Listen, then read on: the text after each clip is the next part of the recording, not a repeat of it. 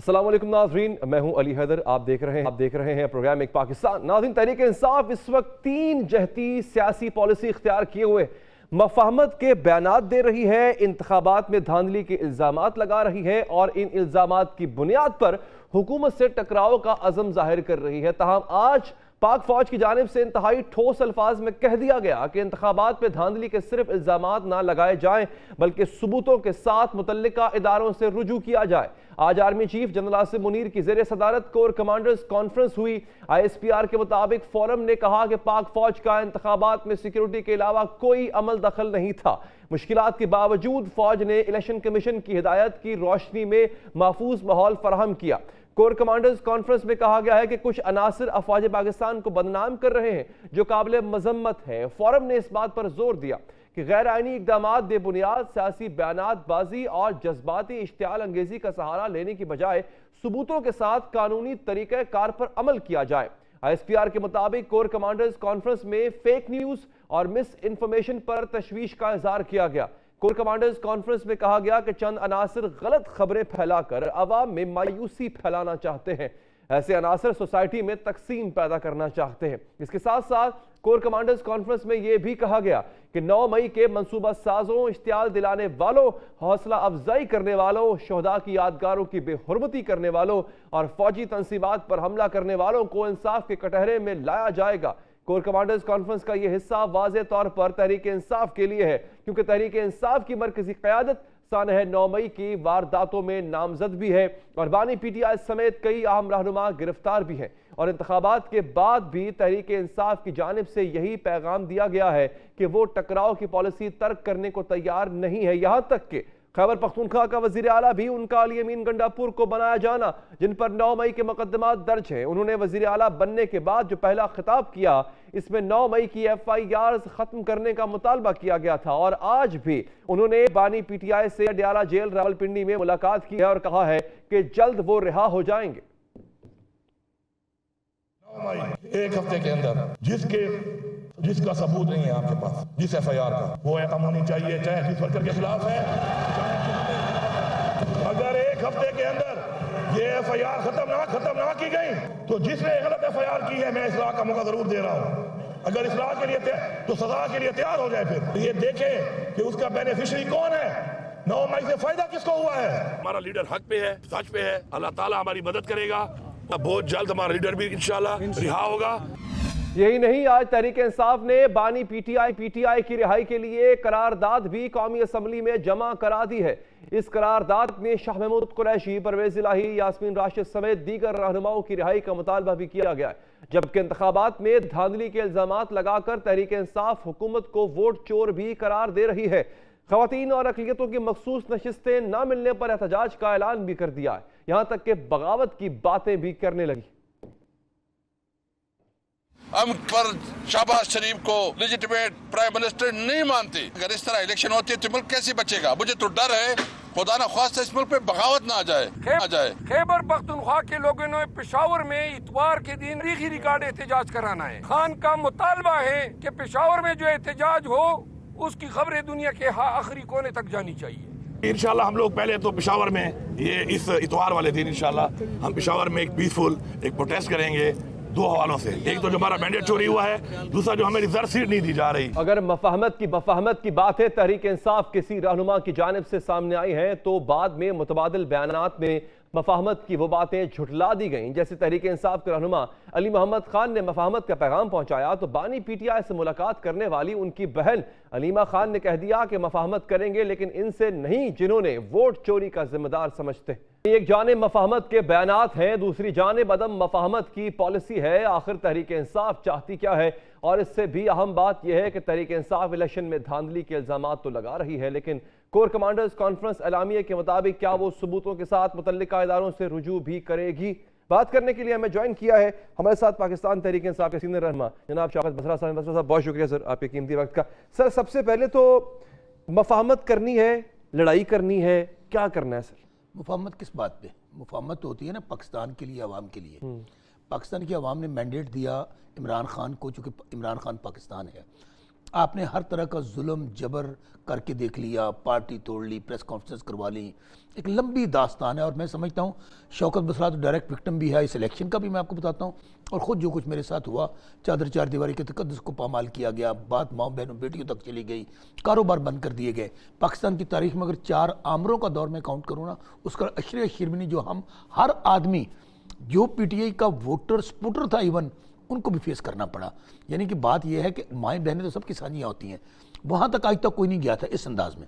दूसरी बात मुफाहमत की आपने कही, मुझे बताइए कि आप पाकिस्तान को क्या बनाना रिपब्लिक बना चुके हैं और इससे आगे आप कहाँ लेके जाना चाहते हैं? मुफाहमत किस बुनियाद पे? मैं फिर कह रहा हूँ, मुफाहमत आप करते हैं या जमहूरियत किसका नाम है? अवाम है ना।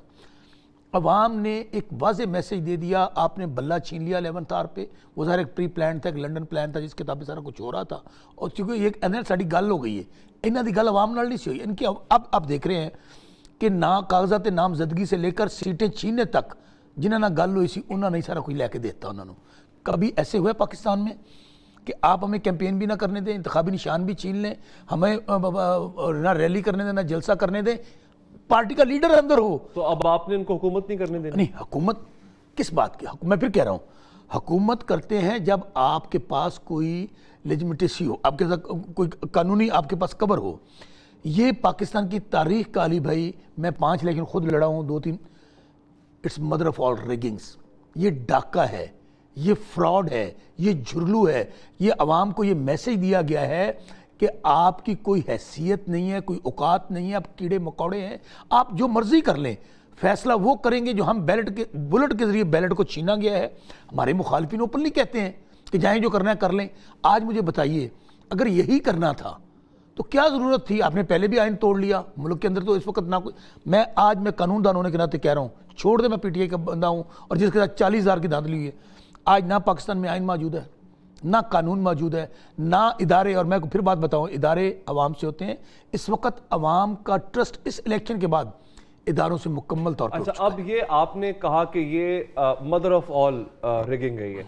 सर, ये आज बात कोर कमांडर कॉन्फ्रेंस में भी हुई, आप ये इल्ज़ाम लगा रहे हैं, आप इन सबूतों के साथ किसी फोरम पे जाएंगे, वो फोरम डिक्लेयर करेगा कि हाँ जनाब रिगिंग हुई है, उस बुनियाद पे आपके हक में फैसला होगा, बात तब आगे बढ़ेगी। बहुत अच्छी बात कही। चीफ इलेक्शन कमिश्नर तो पार्ट एंड पार्सल हैं। जो कुछ पाकिस्तान में ये धांधला हुआ है उसके हम उनका रेजिग्नेशन तलब कर चुके हैं। और आज हमने तमाशा देख लिया कि फॉर्म 45, यानी कि अब अजब तमाशा है। हमें कहा जाता है इन पे पकौड़े रख के बेचें, हमें कहा जाता है कि आप जो मर्जी कर लें, आपके मैंडेट को नहीं मानना। आज जो कुछ मैं समझता हूँ हुआ है, ये पाकिस्तानी तारीख में कभी नहीं हुआ था। 14 दिन के अंदर अपने फॉर्म 45 अपलोड करने थे। आज 26वां दिन है। मैं खुद 40,000 वोटों से जीता हुआ हूँ। एक आमर डिक्टेटर जनरल ज़ियाउल हक का बेटा तीसरे नंबर पर है 58,000 वोटों के साथ। आज क्या किया गया है?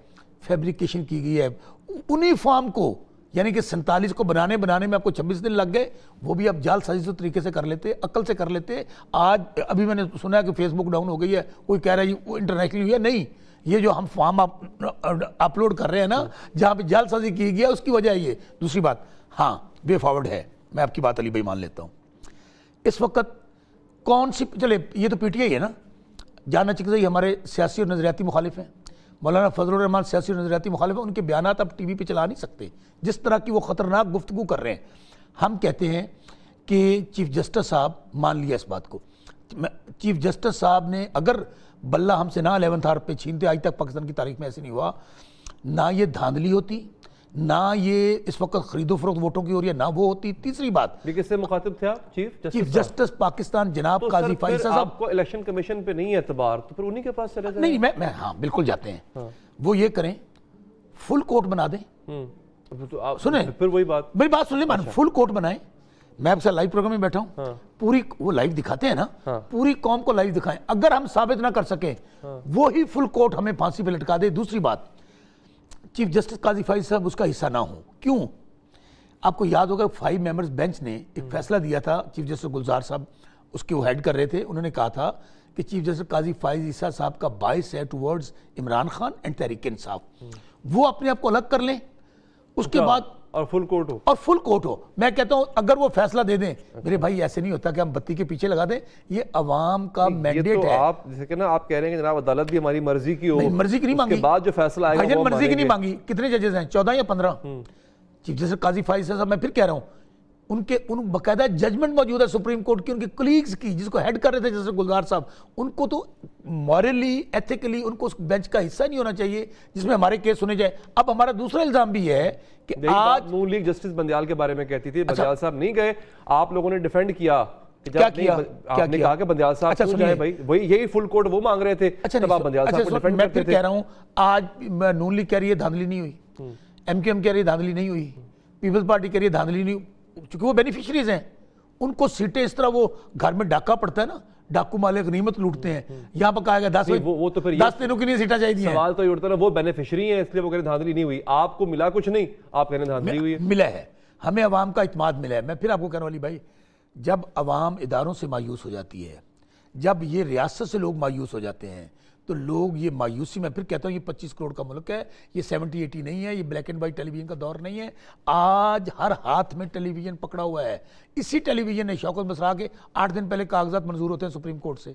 मेरा गाँव का हल्का है, कहा जाता था जी इन्हों का वोट तो जीटी रोड से, पिंड का हल्का है मेरा, बॉर्डर 15 किलोमीटर दूर है, साउथ पंजाब, भावनगर, हरुणाबाद, फोटाबास में। शौकत बसरा 8 दिन में मुझे कैंपेन नहीं करने देती, जलसा जुलूस रैली नहीं, 1 लाख वोट लेकर आता हूँ।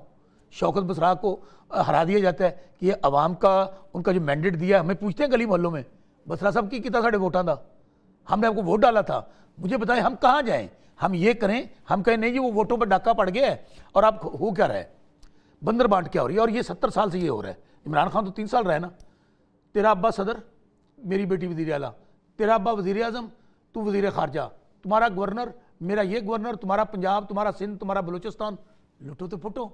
अब मुझे बताएं, जब अवाम को आप इत्मीनान में नहीं लेंगे, अवाम क्या कह रहे हैं, अवाम ये कहते हैं कि आपने इलेक्शन करवा दिया, उस दिन इंटरनेट डाउन, फोन डाउन, सारा कुछ डाउन। इस तरह नहीं होगा। अली हैदर भाई मैं आपको फिर बात बताऊं, फिर ये बता हमारे साथ जुल्म की दास्तान होगा क्या? आप एक, मैं आपकी बात को आगे बढ़ाते हुए सर, आप कहते हैं, ये असद कैसर साहब का क्लिप मैंने सुनाया अभी, बगावत करेंगे। बगावत तो इदारों में होती है, मुल्कों में तो इनकलाब आते हैं। अली हैदर भाई, बगावत मैं फिर कह रहा हूं, जब अवाम को आप इमरान खान को दीवार से लगाते लगाते आप पाकिस्तान को दीवार से लगा रहे हैं। आज अवाम ये नौजवानों का पाकिस्तान है, 60-70% नौजवान है जिसने बाहर निकलकर वोट डाला है। आपने हमें 200 निशानात दे दिए, इसके बावजूद अपनी गाड़ियों पे अपना पेट्रोल, अपना सारा कुछ लोगों ने वोट डाला। आप ये किस तरह कर सकते हैं कि अल्लाह नबी के नामों के नीचे खड़े होकर आप झूठा हल्फ उठाएं? आधी से ज्यादा अल्लाह की रहमत कहाँ पे होगी? आप अवाम से, अगर अवाम आपके साथ नहीं है, किसी इदारे के साथ नहीं है, किसी असम्बली के साथ नहीं है, तो बगावत नहीं, तो और क्या होगा? आप बगावत करने जा रहे हैं। अच्छा, बगावत हमने नहीं, मैं फिर कह रहा हूँ, मैं हमसे मुराद क्या, शौकत बसरा की जात का मसला होता, इमरान खान की जात का मसला होता, हम सह रहे हैं। इमरान खान 200 मुकदमा सहा, कुछ नहीं हुआ। आपने कभी दुनिया के किसी कोने में एक मुसलमान ने निकाह किया, अपने निकाह में उसको सजा दे दी। अभी आप कह रहे हैं, आप पार्लियामेंट में बसर साहब बैठे होंगे, कौन सी पार्लियामेंट, जो भी है, आपने हलफ तो ले लिया ना, हाँ, हलफ तो ले लिया, आप बैठेंगे, हमने हलफ, अवाम को कह रहे हैं कि बगावत करे, आप पार्लियामेंट में बैठे होंगे, हम नहीं कह रहे बगावत, आप अली हैदर भाई हम नहीं कह रहे बगावत। देखिए बगावत का वर्ड क्या है, जब अफरा तफरी होती है, इंतशार होता है, जब आप अवाम को ये कह दें, हजरत अली का कौल है, कुफर की हुकूमत चल सकती है, जुल्म और नाइंसाफी की हुकूमत नहीं चल सकती। इस वक्त मैं फिर कह रहा हूँ, इमरान खान पे जुल्म कर लिया, पार्टी जुल्म कर लिया, हम पे जुल्म कर लिया, हम सह गए। आपने यार 24-25 करोड़ आवाम को कीड़े मकोड़े समझ लिया, आप उनके हक पे डक्का मार दिया। आप मुझे बताइए, आप वोट डालने आते हैं, मेरे हल्के में, मेरा गांव का हल्का था, बाहर से लोग आ रहे हैं, यहाँ से लोग आ रहे हैं, कोई बेचारा डिसेबल है वो वोट डालने जा रहा है, किस होप के साथ? आप उम्मीद तोड़ रहे हैं कौम की। जब आदमी मेरी सुन लीजिएगा, आदमी मायूस होता है, ना उम्मीद होता है, तो फिर कानून को हाथ में लेता है। लोग क्या करें, किसके पास जाएं? आप कह रहे हैं इदारे, हमने ऑफर कर दिया, क्या चीफ जस्टिस साहब हमारी ऑफर को सुन रहे हैं? बनाएं चीफ जस्टिस साहब, फुल कोर्ट बना दें, हम वहां पे एक सबूत लेके जाएंगे। अभी मैं फिर कह रहा हूं, मेरे इस मोबाइल के अंदर इतना बड़ा जालसाजी यार, मेरे हल्के के अंदर इजाजुल हक को जिताने के लिए आपने मोबाइल फड़िया जाना है। मैं बताता हूं आपको, वो इसमें अगर कुछ है असल फॉर्म 45 जड़े ना, अब हम इंतजार करें, असल 45 फॉर्म हमारे पास मौजूद हैं। आज 26 दिन के बाद जो जालसाजी की गई, जो आपने अपलोड किए, उसकी उम्र एक फिगर का आपने गलत किया हुआ है। अल्लाह दे बंदे, अकल तो हम आगे बात करेंगे। अकल तो इस्तेमाल कर लेते। आखिरी बात बसरा साहब ये बता दें, देखिए आप कह रहे हैं कि ना ये पार्लियामेंट सही है, ना इदारों पे एतमाद है, अब वे फॉरवर्ड क्या करना, क्या है सब आगे? क्या करेंगे? मैं फिर सड़कों पे कहता हूं, रहेंगे? क्या हम उनकी तरह सुप्रीम कोर्ट पर हमला नहीं करेंगे। पाकिस्तान की तारीख में हमला हुआ, उन्होंने किया। हम ये नहीं कहेंगे कि चीफ ऑफ आर्मी स्टाफ उस वक्त जनरल बाजवा थे, डीजीआई से जनरल फैज थे, उनके बाकायदा उनकी तस्वीरें चलाई गई, ये हमारे इदारे हैं, हम इन पे एतमाद। लेकिन ये नहीं हो सकता कि सानू मारो कुटो तो रोन भी ना दो। करोगे कि सानू मारो कुटो तो कहो नहीं, रोना नहीं, आवाज नहीं करनी। आवाज हम सिर्फ ये करेंगे, हमने मैं बताता हूं यार, ये ना कुरान पाक पे आते हैं। मैं आपके प्रोग्राम में कहता हूं 100 दफा का है, मैं कुरान पाक लेकर चीफ जस्टिस काजी फैसला की अदालत में गया था, आपको याद होगा। पूरे पाकिस्तान में क्या लेने गया था? मैं अपने काजी साहब के पास ये कहने गया था, काजी साहब जुल्म हुआ है, काजी साहब अवाम के साथ जुल्म हुआ है, अवाम ने वोट डाला है, अवाम की तौहीन हुई है, मेरे इलाके के लोग चीख रहे हैं। आज भी एक ही वे फॉरवर्ड है। अगर आपने, मैं फिर कह रहा हूं, पाकिस्तान को आगे लेकर जाना है, आप मुल्क को इंतशार से बचाना चाहते हैं, अफरा तफरी से बचाना चाहते हैं, जब 90% कौम इस असम्बली को जालसाज कह रही है, जाली नोटिफिकेशन। अच्छा, मरियम बीबी 36 सीटों के साथ वजीर आला, अपनी सीट हारी हुई। आज डॉक्टर यास्मीन राशिद के आगे है ना फॉर्म 45, वो निकालने किस तरह जालसाजी हुई है। मियाँ शहबाज शरीफ आ रहा हुआ वजीर आज़म पाकिस्तान, 17 सीटों के साथ वजीर आज़म पाकिस्तान, 36 सीटों के साथ वजीर आला पंजाब, 24 सीटों वाला सदर पाकिस्तान बनने जा रहा है, और 180 सीटों वाला आज भी डेला जेल में पड़ा हुआ है। ठीक, तो मुझे बताएं किस तरह पाकिस्तान को आप आगे लेके जाएंगे? चलें अब देखते हैं कि आपका अगला लहमल होता क्या। बहुत बहुत शुक्रिया सर कि आपने हमारे प्रोग्राम के लिए वक्त निकाला। इसी मौजूद पे बात करेंगे नाज़रीन। हमें ज्वाइन किया है पाकिस्तान पीपल्स पार्टी के रहनुमा जनाब कमर जमान कारा साहब ने। कारा साहब, आपका बहुत बहुत शुक्रिया सर। आप कह रहे हैं मफाहमत कर लो, सब मिलकर एक साथ आगे बढ़ते हैं। तहरीक इंसाफ से अभी वैसे पहले बात हो रही थी बसरा साहब से भी, और वैसे भी तहरीक इंसाफ का एक मौक़िफ़ है जनाब, मफाहमत नहीं है। आपने डाला है डाका, आप है डाकू, और डाकुओं के साथ मिलकर आपने बनाई हुकूमत, तो हम आपसे लड़ाई करेंगे। तो बस ये अब कारा साहब क्या सूरत हाल देख रहे हैं, तो फिर आप हुकूमत नहीं कर पाएंगे इस तरह से? जिस चीज को हम दुरुस्त समझते हैं हम वही पे उसी की बात करेंगे। हमारी नजर में पाकिस्तान के मसले का हल यही है कि हम सारी जमातें सर जोड़ के बैठे, इदारे बैठे और बैठ के रास्ता निकालें इस मुल्क को आगे ले जाने का।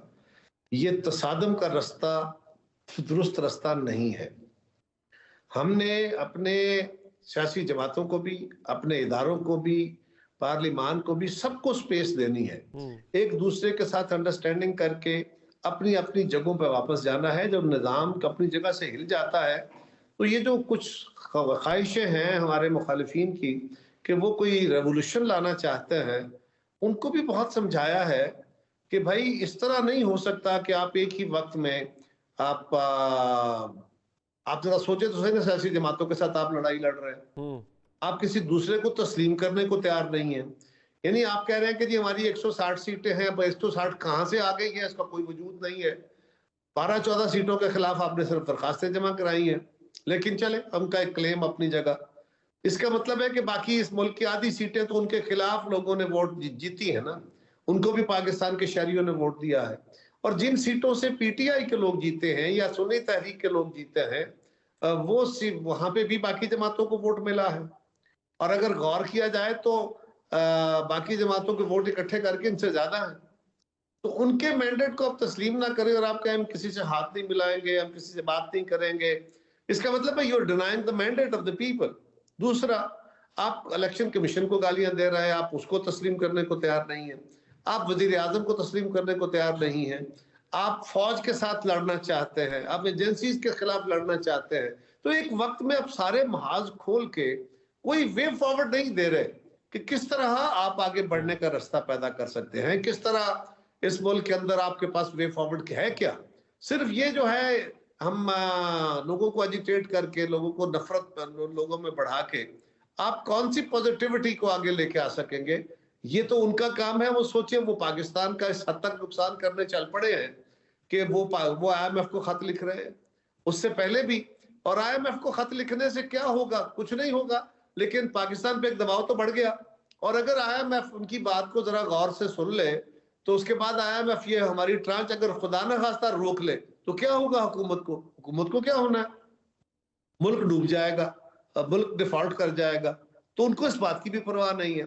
इससे पहले भी शौकत तरीन साहब ने वो जिनकी मशहूर जमाना ऑडियो आई थी, उसमें भी उन्होंने यही जिक्र किया था, यही इनके इरादे थे। उससे भी अगर थोड़ा पीछे जाए तो जब खान साहब ने आके धरना दिया था तो उस वक्त भी सिविल नाफरमानी का ऐलान कर दिया कि बिल जला दिए, लोगों को कहा यूटिलिटी बिल जमा ना कराओ, टैक्स ना दो, अपने पैसे हुंडी के जरिए भेजो, लाइक दिस।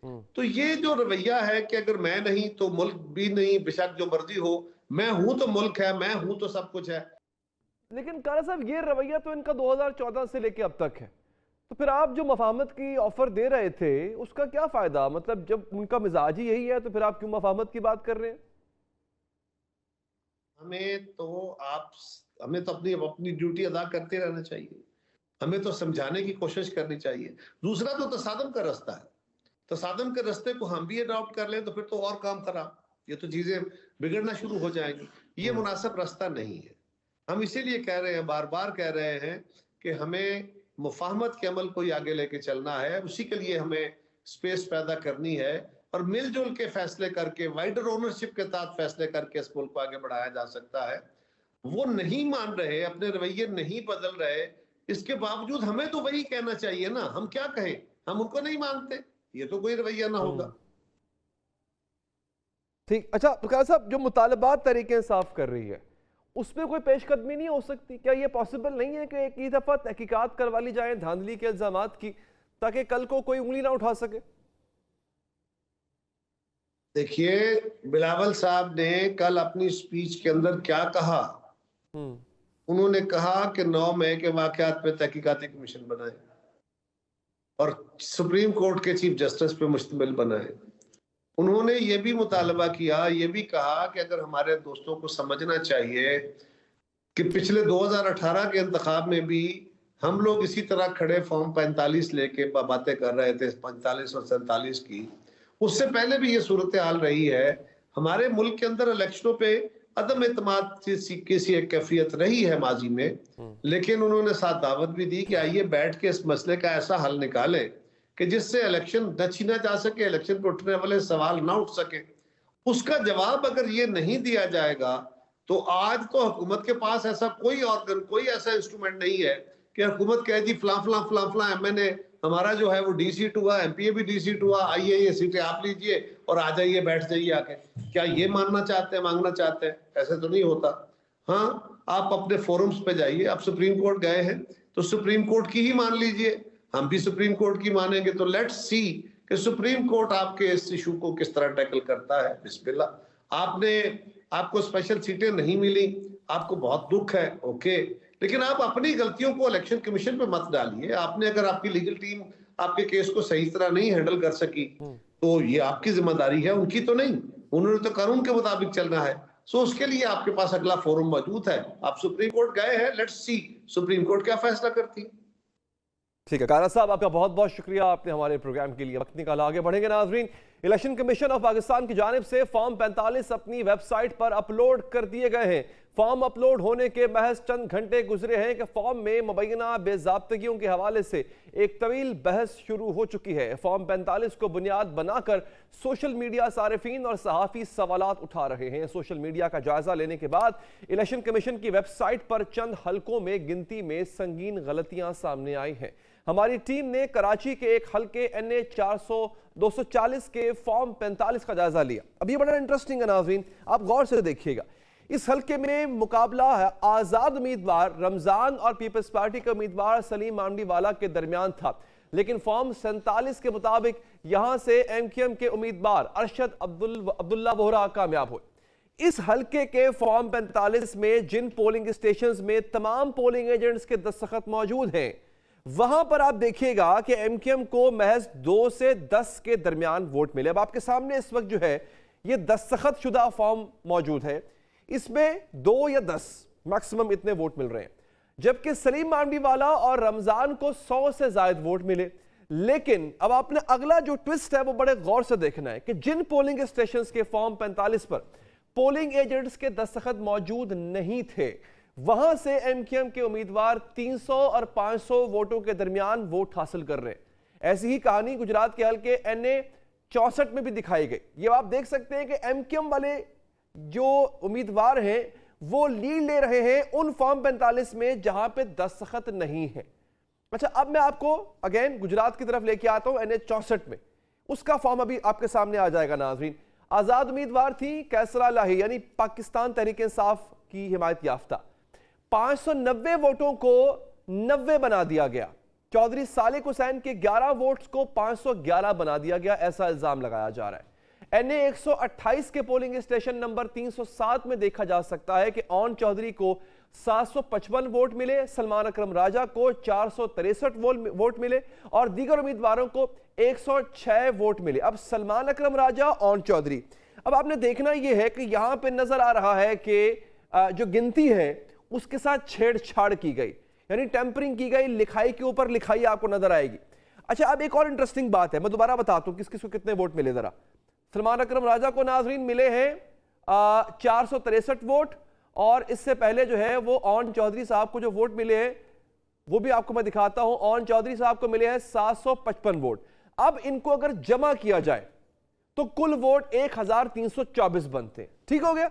लेकिन इलेक्शन कमीशन के फॉर्म पर लिखा है कि कुल डाले गए वोटों की तादाद है 732।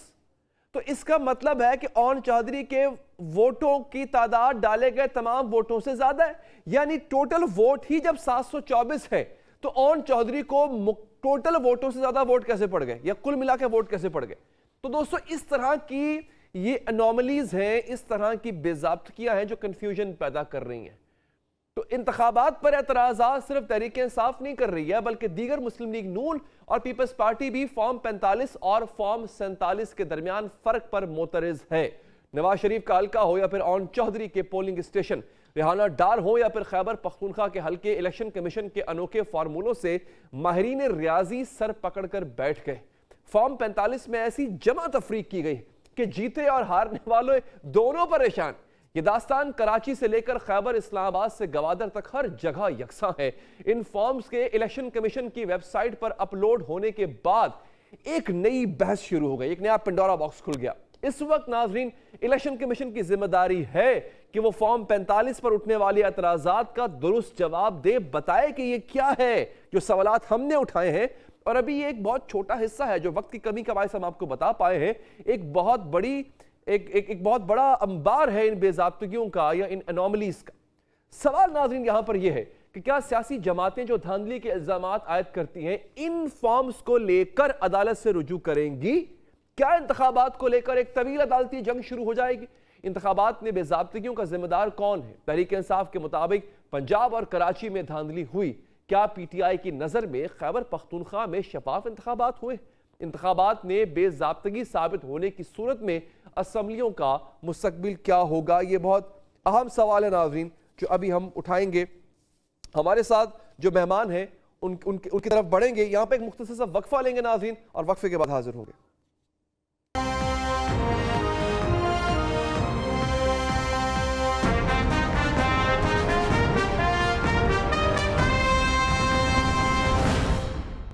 ब्रेक के बाद हाजिर है नाज़रीन। एक जानिब पाकिस्तान के कशकोल गदाई का हजम बढ़ता जा रहा है तो दूसरी जानिब कर्ज देने वाले आलमी इदारे की शराइत की फहरिस्त तवील होती जा रही है।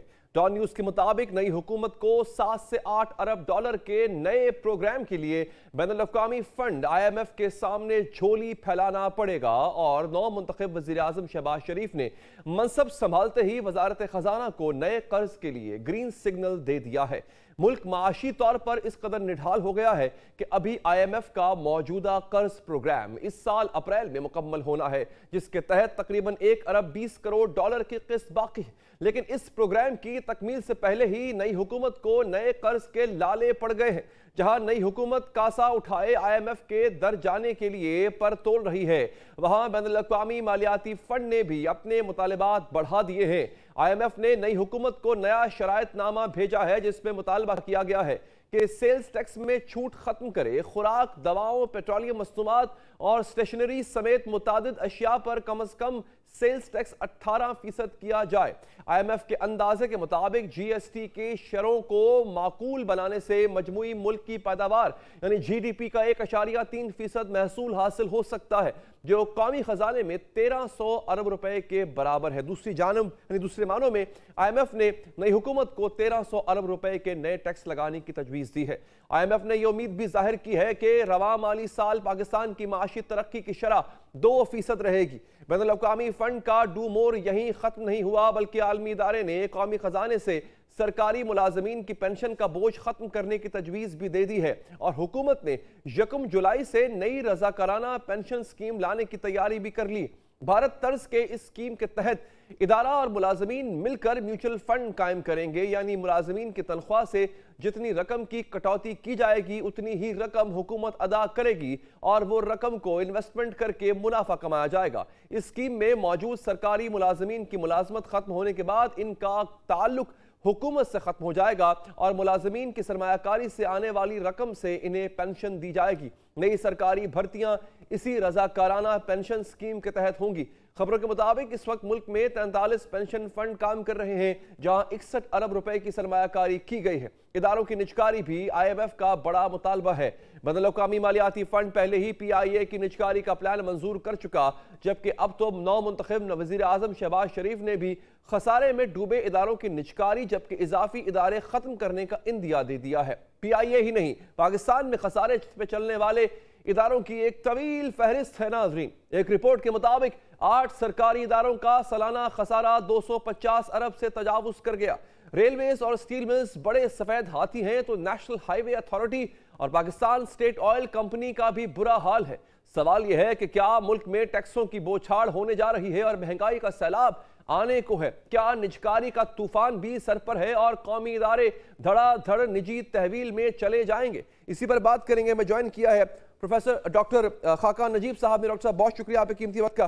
डॉक्टर साहब, ये इतने बड़े पैमाने पर जो टैक्स लगाने की बात IMF कर रहा है, कैसे पॉसिबल हो पाएगा? ये कहां से लेंगे? अवाम तो पहले ही महंगाई के बोझ तले दबी हुई है।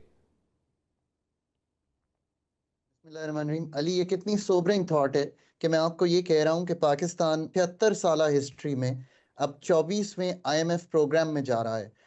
पाकिस्तान IMF के पास जब जाता है तो वो एक doctor of the last resort के पास जाता है। आपका बैलेंस ऑफ पेमेंट्स चैलेंज्ड है, यानी कि जो बैरूनी खसारे हैं वो आप संभाल नहीं पा रहे। पाकिस्तान के अंदरूनी खसारा जो फेडरल फिस्कल डेफिसिट है वो चैलेंज्ड है। पाकिस्तान की जो लिक्विडिटी क्रंच है एनर्जी सेक्टर में वो चैलेंज्ड है। यहाँ पे खड़े हुए हैं, SOEs ब्लीड कर रही हैं। पाकिस्तान के दोस्त ममालिक ने भी यही कहा कि IMF के पास जाइए तो हम आगे चलेंगे। How tragic is that for a country like Pakistan, जो 25 करोड़ लोगों का मुल्क है, इतने बड़े हमारे पास मादनियात हैं, इतना बड़ा एग्रीकल्चर है, पर हम यहाँ पे खड़े हैं कि 25 अरब डॉलर हमने जमा करने हैं इस साल और वो बगैर IMF की अम्ब्रेला के हम नहीं कर सकते।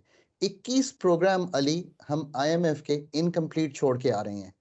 लोग बहुत बात करते हैं कि हम IMF में जाते हैं। अब मैंने भी ये कहा कि हम IMF के प्रोग्राम में जा रहे हैं। पहली बात मैं ये कहूँगा कि Ali, this is not an IMF programme, this is a Pakistan programme और एनी अदर कंट्रीज प्रोग्राम। ये मैं हर मुल्क को शुरुआत करवाने की वजह से ये सामने रखता हूँ कि it is a programme of your country, it is supported by an extended fund facility of the IMF। अगर आप इस तरह सोचेंगे तो अली ने ये मुझसे पूछा कि यार फिर आपने बताया ना कि आप टैक्स में क्या करना चाहते हैं। सही कहा आपने अली, वो चाहे कह रहे हूँ कि आप 18% फूड जो हमारी प्रोसेस्ड चीज़ें हैं उस पर हमने कम रखा हुआ है, चीनी पे हमने कम रखा हुआ है, FD हमने GST पेट्रोलियम प्रोडक्ट्स पे कम रखा हुआ है। बहुत सी गुफ्तगू होती है और बहुत सी डिस्कशंस होती हैं, उसमें बहुत सी चीज़ें सामने आती हैं। और भी ऐसी कई चीज़ें हैं, कई प्रपोजल्स हैं जो लिखी हुई हैं, जो अभी उनका मिशन आया था उसने भी डिस्कस की। उससे पहले जो उनका हमसे पहले जो हुआ है मुआहिदा, उसमें भी लिखी हुई हैं। Ali, here's the more important part, it is not कि वो आपको क्या कह रहे हैं, इट इज़ कि आप उनको क्या कह रहे हैं। जब आप कंट्री ओनरशिप लेंगे प्रोग्राम की और इंट्रोस्पेक्शन करेंगे कि हमने 21 प्रोग्राम क्यों नहीं कंप्लीट किए, तो आपको मालूम होगा कि आपने कभी भी अपना प्रोग्राम सवाए 13-16 के, क्योंकि मैं उस प्रोग्राम को एंकर कर रहा था पाकिस्तान के लिए, तो मुझे बहुत बखूबी मालूम है कि हम MEFP का डॉक्यूमेंट भी खुद प्रिपेयर करके लेकर जाते थे उनके साथ बात करने के लिए। आप बताइए कि आप रियल एस्टेट को टैक्स करना चाहते हैं, आप रिटेल को टैक्स करना चाहते हैं, आप होलसेल को टैक्स करना चाहते हैं, आप पाकिस्तान के कंस्ट्रक्शन सेक्टर को टैक्स करना चाहते हैं। आप 22% है पाकिस्तान का इस वक्त हुजम ऑफ द इकोनॉमी एग्रीकल्चर। आप क्या 4 अरब रुपए से आगे एग्रीकल्चर इनकम टैक्स को बढ़ाना चाहते हैं? मैंने सारे डायरेक्ट टैक्सेस आपके सामने रखती हैं, और IMF को भी मैं जाकर यही कहूँगा कि आप GST या विद होल्डिंग टैक्स या RDs या FEDs या हमारी जो इंपोर्ट ड्यूटी पे टैक्सेस हैं, ये प्लीज़ ना बढ़ाइए। इकोनॉमी इसका मुतहम्मिल नहीं हो सकती। पर जो मेरे अंडर टैक्स्ड एरियाज हैं, मैं उस पर टैक्स लागू करना चाहता हूँ और रिटेलर्स को टैक्स नेट में लाना चाहता हूँ। अगर मैं ये गुफ्तगू करूँगा उनसे, पर ये मैं तभी कर सकता हूँ if I have a home grown plan on the fiscal, क्योंकि आपने फिस्कल की बात शुरू की। इसके साथ साथ मैं उन्हें कहूँगा कि मुझे ज़्यादा टैक्स लगाने की इसलिए ज़रूरत नहीं है कि मैं आपको अपने एक्सपेंडिचर्स का जो बढ़ना है उसमें एक गिरावट दिखाऊंगा। मैं ये नहीं कह रहा मैं अपने एक्सपेंडिचर्स कम कर दूंगा, मैं कर नहीं सकता। मैं रियलिस्टिक होकर गुफ्तगू करूंगा तो मैं उन्हें कहूँगा कि मेरी बढ़ती हुई पेंशन को संभालने का ये तरीका है, मेरे बढ़ते हुए डेट की जो पेमेंट्स हैं जो इस साल 8,300 अरब रुपया होंगी, उसको संभालने का ये तरीका है, मेरी टारगेटिंग ऑफ सब्सिडीज का ये तरीका है, मेरे PSDP डेवलपमेंट बजट के रिफॉर्म को करने का ये तरीका है। चूंकि मैं एक्सपेंडिचर साइड का इतना बड़ा रिफॉर्म आपको दिखा रहा हूं, तो आप जो टैक्स टू GDP है उसको बढ़ाने के लिए डायरेक्ट टैक्सेस पे रहिए, और मेरी एक्सपेंडिचर के रिफॉर्म को करते हुए मैं अपने लोगों को कंप्लीटली शील्ड कर लूंगा इस प्रोग्राम में ले जाते हुए, जो कि ज़रूरी है पाकिस्तान को एक इंटरनेशनल आर्किटेक्चर में जाने के लिए। अली, बात ये हुई कि it is not going to the IMF। ये तो एक नो ब्रेनर है यार। 25 अरब डॉलर जिस मुल्क को चाहिए हो और दोस्त ममालिक भी साथ ना दे रहे हो, उसको तो जाना ही जाना है IMF के पास। बैलेंस ऑफ पेमेंट्स का करंट अकाउंट का इतना बड़ा खसारा खड़ा हो जाता है जैसे इकोनॉमी को ओपन करते हैं। बात यह है कि किस प्रोग्राम के साथ जाना है। अभी मैंने एक फिस्कल का प्रोग्राम आपके सामने रखा है, लेकिन नहीं सर, मेरा सवाल देखिए ना, ये सब कुछ मानना कि मजबूरी है, मजबूरी के तहत ही जाना है, प्रोग्राम में जाना पड़ेगा। अवाम क्या बर्दाश्त कर पाएगी सर? कुछ ज़मीनी हकायक भी तो हैं। और ये जो पेंशन वाला मामला है, ज़रा इसको भी ज़रा एलैबोरेट कीजिएगा। ये हम भारत तरस के मॉडल पे जा रहे हैं, क्या ये एप्लीकेबल है? क्या ये पाकिस्तान में प्रैक्टिकल हो पाएगा? मुझे है ना कि मेरी सतह गुर्बत से नीचे 40% लोग हैं, मेरी माल न्यूट्रिशन के बच्चे बहुत ज़्यादा हैं, out of school children 2.5-3 crore हैं, स्टंटिंग इतनी बड़ी हुई है, इन्फ्लेशन में 25% 2 साल की एवरेज करते हुए आ रहा हूँ। मेरी शरह नमू जो है वो नेगेटिव थी पिछले साल, इस साल 2-2.5% बढ़ेगी। आपने बिल्कुल बात सामने सही रखी है। So I have to convince that team जो 8 PhDs पर मुश्तमिल है, जो हमारी तरह की यूनिवर्सिटीज से पढ़े हुए हैं, हमारी तरह की गुफ्तगू करते हैं, उनको मुझे कन्विंस करना है कि मैं इस कौम पर और बोझ नहीं डाल सकता।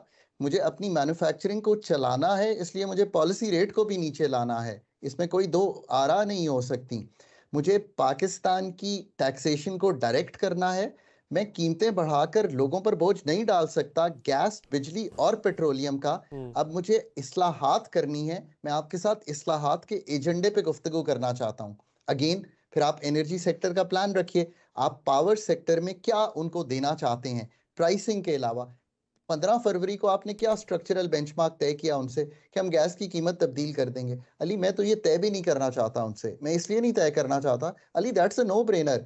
जब मुझे ओगरा कहेगी और डिटर्मिनेशन आ जाएगी तो वो कर देंगे तब्दील, वो तो हमारा काम है। पर मैं तो ये रखना चाहता हूँ कि मैं सुई कंपनीज को ब्रेक करके उनको एफिशिएंटली प्राइवेट सेक्टर में कैसे देना चाहता हूँ। मैं जो सर्कुलर डेट बनाए बैठा हूँ अपनी गैस सेक्टर में, उसको ठीक करने के लिए मैं पूरे गैस सेक्टर की तंजीम नाव कैसे करना चाहता हूँ। Ali, that is the talk that we need to have. मुझे इस वक्त घबराहट जो है वो ये है, IMF में चले जाना बगैर इस तरह के प्रोग्राम के बहुत बोझ मुल्क पे भी डाल देगा। पर इससे भी एक डीपर बात है, 3 साल बाद अगर निकलेंगे भी उस प्रोग्राम से और उस प्रोग्राम में हल ना कर पाए होंगे पाकिस्तान के वो फंडामेंटल मसाइल जिसकी मैं आपसे गुफ्तगू कर रहा हूँ। मसलन मैं उनको ये कहना चाहूँगा कि मेरी मैन्युफैक्चरिंग को चलाने के लिए वो सिर्फ पूरी इकोनॉमी का 12-13% रह गई है। ये कोई अच्छी चीज़ नहीं है यार। वाई? ये इसलिए अच्छी चीज़ नहीं है कि मैन्युफैक्चर करेंगे तो दुनिया को कोई बत्ती बेचेंगे ना, दुनिया को कोई चिप बेचेंगे, दुनिया को कोई चीज़ बेचेंगे। उसके लिए मुझे अपनी रेगुलेटरी इस्लाहात करनी है। तो मैं बोझ बढ़ाना नहीं चाहता, मैं पाकिस्तान को डीरेगुलेट करना चाहता हूँ। I have been very very vocal on this कि पाकिस्तान को आज तक अपना एक प्लान लिख लेना चाहिए था, और वो प्लान IMF की जो खद्दो खाल है मतलब उसके बड़े क्लियर अपने माइंड में होने चाहिए थे। और अली आप बिल्कुल सही कह रहे हैं, उसका बिल्कुल बोझ शिफ्ट करना मकसद नहीं था, उसका मकसद पाकिस्तान की डेट स्टेबिलिटी जो है इंश्योर करना था, एक्सपेंडिचर बेस्ड फिस्कल कंसोलिडेशन मालियाती कंसोलिडेशन करना था, पाकिस्तान का ग्रोथ पोटेंशियल बढ़ाना, किस तरह से पाकिस्तान की पैदावारी सलाहियत की चीज़ें सामने रख के लाना था। पाकिस्तान की जो एनर्जी सेक्टर है वो पाकिस्तान पे बोझ नहीं है, वो पाकिस्तान की इकोनॉमी को रोके हुए है, पाकिस्तान के डोमेस्टिक को रोके हुए है, उसको ठीक करने की वाइबल प्लान सामने रखना था। मैंने डीरेगुलेशन की पहले बात की और ट्रेड एंड इन्वेस्टमेंट रिफॉर्म सामने रखना था। अगर किसी ने ये पैकेज तैयार कर लिया है पाकिस्तान के लिए तो IMF से जाकर खुलकर बात करें और इनके अंदर indicative targets, prior actions, structural benchmarks ये सब कुछ तय करें। और फिर आपने अपने रिजर्व्स को build non debt creating instrument से कैसे करना है। मैं अपना डेट का अगर बोझ नहीं बढ़ाना चाहता तो बताएं ना कि डेट के अलावा क्या FDI की मेरे पास इस वक्त सहूलियात हैं, मैं क्या देना चाहता हूं, मेरे पास क्या बेचने को है। This is the deep agenda that we need to discuss. सतही गुफ्तगू बहुत हो रही है कि IMF में चले जाएं, IMF कहेगा ये कर दें। असल गुफ्तगू ये है जो मैंने अभी आपके सामने रखी है। ये गुफ्तगू का तो आगाज ही हमने पाकिस्तान में नहीं किया। मुझे बहुत ही अफसोस है कि हम सतही लेवल पे डिस्कस कर रहे हैं पर हम इस डीप एनालिसिस में नहीं जा रहे कि IMF के 21 प्रोग्राम पाकिस्तान इनकम्प्लीट छोड़ के आ रहा है। इंट्रोस्पेक्शन तो करें कि क्यों इनकम्प्लीट छोड़ के आ रहा है। Look inside. पाकिस्तान के मसाइल का हल पाकिस्तान के इकोनॉमिस्ट्स, पाकिस्तान के सोशियोलॉजिस्ट्स, पाकिस्तान के इंजीनियर्स, पाकिस्तान के इन्वेस्टमेंट एंड पाकिस्तान के प्राइवेटाइजेशन आर्टिस्ट्स के पास है। ये आउटसोर्स थिंकिंग से निकलना पड़ेगा। ये मैं इसलिए कह रहा हूँ कि एक सुनहरी मौका है, एक नई गवर्नमेंट ने टेक अप किया। आई रियली होप कि हम ये सारे काम कर पाएंगे। ठीक है डॉक्टर साहब, बहुत बहुत शुक्रिया, आपने हमारे प्रोग्राम के लिए वक्त निकाला। नाज़रीन, अप्रैल 2022 से मार्च 2024 माह होने को हैं। हर रोज एक नई साजिशी थ्योरी, झूठा प्रोपेगेंडा, जाली खबरें और इश्तियाल अंगेज बयान सामने आते हैं। इन 2 बरस में बंद मुट्ठी की सूरत बहम कौम पोलराइजेशन का शिकार हो चुकी है। बहम शीर और शकर अहले वतन आज एक दूसरे से दस्तो गिरेबां हैं। इन 2 बरस में ऐसा क्या हुआ कि कौम एक मुंतशिर हुजूम में बदल गई।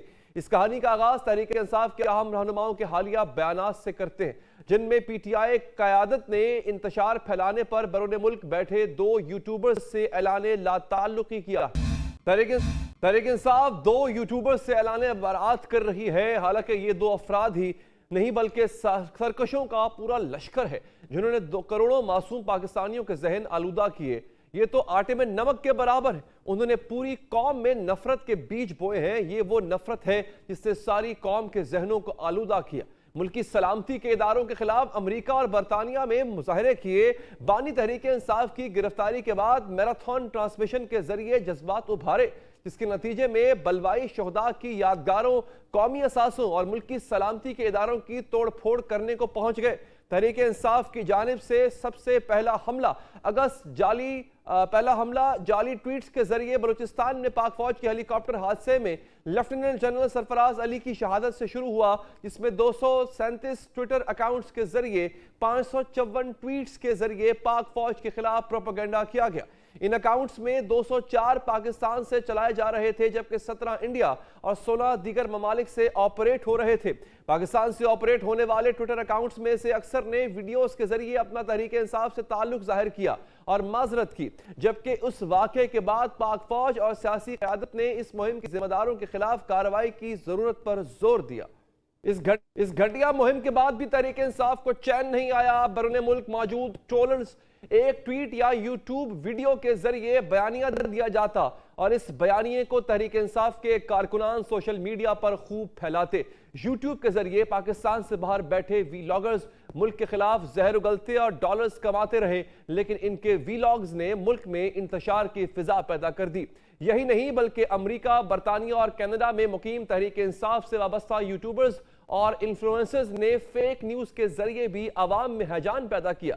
यही इन्फ्लुएंसर्स हैं जिन्होंने बैरून मुल्क मुजाहरे मैनेज किए। व्हाइट हाउस के बाहर पाक फौज के खिलाफ मुजाहरा हो या फिर लंदन में मुजाहरों की सीरीज, PTI के इन्फ्लुएंसर्स ने पाकिस्तानियों के जहन में खतरनाक जहर घोल दिया। इस फहरिस्त में आदिल राजा और हैदर राजा ही शामिल नहीं बल्कि शहबाज गिल, शहजाद अकबर भी पेश हैं, जो तहरीक इंसाफ के दौरे हुकूमत में इक्तदार के मजे लूटते रहे, जबकि इक्तदार खत्म होते ही बैरून मुल्क ठिकाना बांध लिया, जहां से मुसलसल ट्वीट्स, ट्विटर स्पेस, बयानात के जरिए हैजान पैदा किया, शहरियों का इश्तियाल दिलाया और इस हैजान, इश्तियाल और नफरत की वजह से सानह 9 मई वकूअ पजीर हुआ। बैरून मुल्क मुकीम तहरीक इंसाफ के हैंडलर्स ने 9 मई के वाक़े की अपनी यूट्यूब चैनल्स पर मैराथन ट्रांसमिशन की जानिब रियासत ने सानहे के जिम्मेदारान के साथ आहनी हाथों से निमटने का ऐलान किया, तो इन्हीं हैंडलर्स ने 9 मई को साजिश करार देना शुरू कर दिया। बात यहां पर खत्म नहीं होती बल्कि 2024 में इंतखाबात का पुरअमन इनकाद हुआ। खैबर पख्तूनख्वा में तहरीक इंसाफ ने हुकूमत बनाई, लेकिन तहरीक इंसाफ ने पंजाब के इलेक्शन पर प्रोपेगेंडा शुरू कर दिया। इलेक्शन को धांधली करार देने के साथ साथ इंतखाबात को बुनियाद बनाकर पाक फौज के खिलाफ प्रोपेगेंडा शुरू कर दिया। तहरीक इंसाफ की बैरून मुल्क क़यादत नफरत के बीज बो रही है। अब वो बीज तनावर दरख्त बन चुके हैं। ये अफराद पूरी नस्ल के जहन को आलूदा कर रहे हैं। मुजाहरों के अलावा लॉबिंग फर्म्स के जरिए रियासती इदारों के खिलाफ मुनज़्ज़म मुहिम चला रही है। तहरीक इंसाफ ने 2 यूट्यूबर से तो ऐलान लाताल्लुकी किया है, मगर सवाल यह है कि जाली ट्विटर अकाउंट्स का टिड्डी दल जो पूरी दुनिया में बैठकर पाकिस्तान की बुनियादों को खोखला कर रहा है, इसके खिलाफ कब आवाज बुलंद होगी। जरूरत 1-2 के खिलाफ कार्रवाई की नहीं बल्कि इस सोच और फिक्र की मजम्मत है। इसके साथ ही नाज़रीन, प्रोग्राम से अब तक के लिए इतना ही। मुझे दीजिए इजाजत। अल्लाह निगहबान।